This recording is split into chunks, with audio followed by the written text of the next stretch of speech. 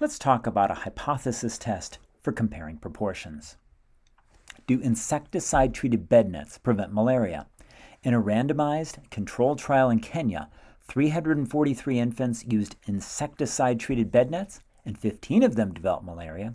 294 infants did not use these bed nets, and 27 of them developed malaria.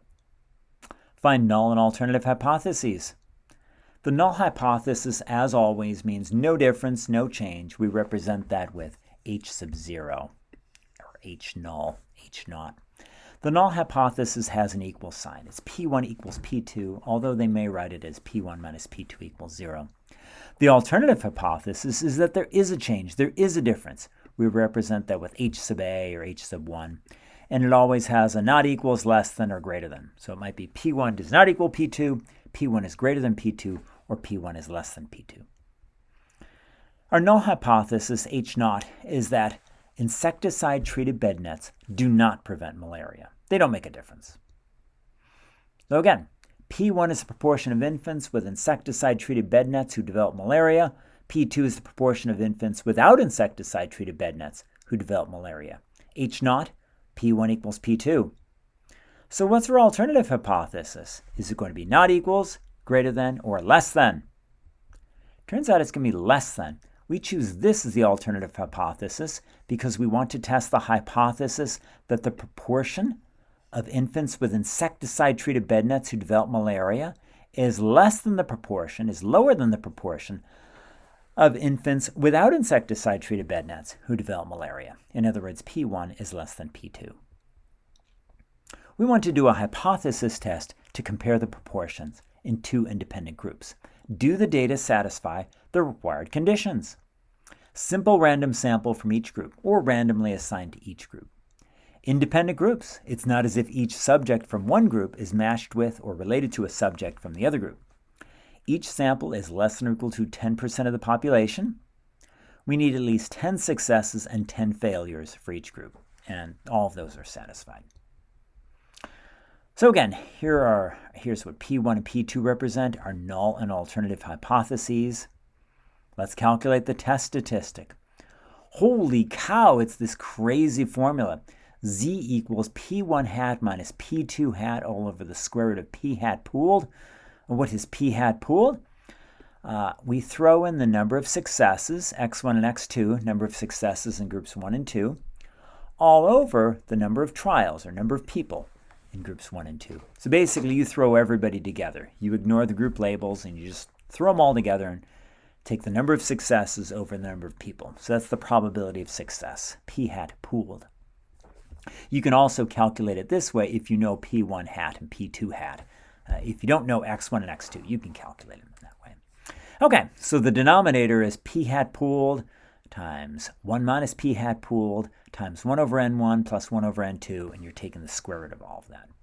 By the way, the denominator of the test statistic is called the standard error of the difference. The book represents it by S sub E, or S sub E of P1 hat, P2 hat.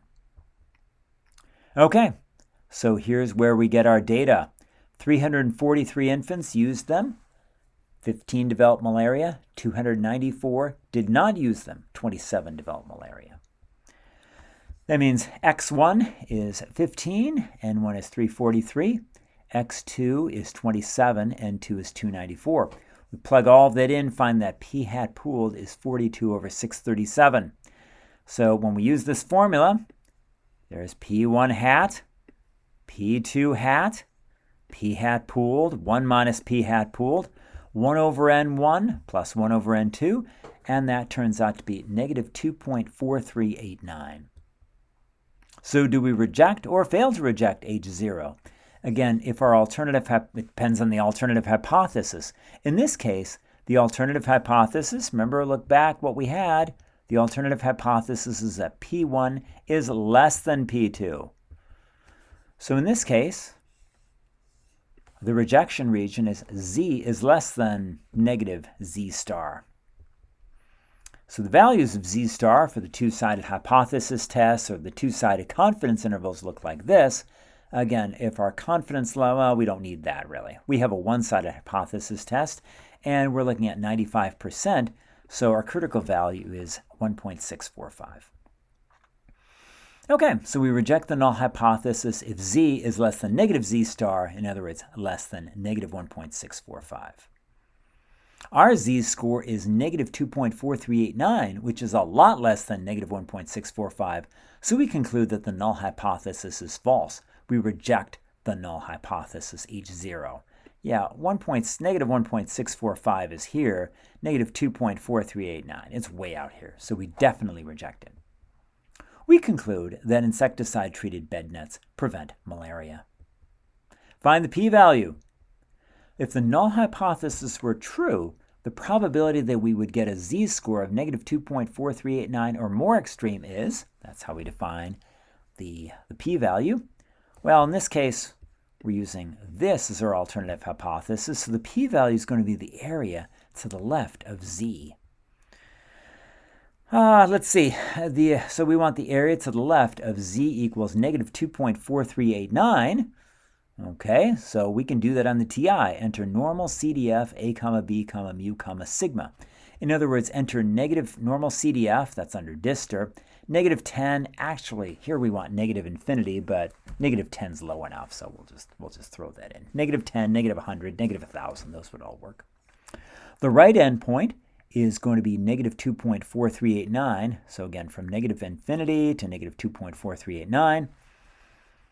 You don't need to enter. You could enter mu equals 1 and sigma is, 0. I'm sorry, mu is 0 and sigma is 1. You could do that, but you don't need to. The default values are mu equals 0 and sigma equals 1, so you can just leave those off. And you get 0.0074. That's our p-value.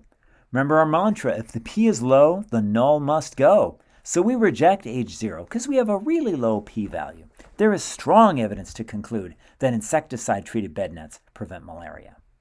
By the way, according to the CDC, Centers for Disease Control and Prevention, insecticide-treated bed nets, ITNs, are a form of personal protection that has been shown to reduce malaria illness, severe disease, and death due to malaria in endemic regions.